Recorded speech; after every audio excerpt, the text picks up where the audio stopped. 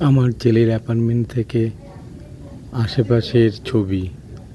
পুরো তুষারপাত হচ্ছে, সব বরফে ঢেকে গেছে। এই যে দুটো রাজহাঁস বরফের মধ্যে বসে আছে। সব ছাদ টাদগুলো বরফে ঢেকে গেছে। ওই যে দূরের গাড়িগুলো বরফে ঢেকে গেছে।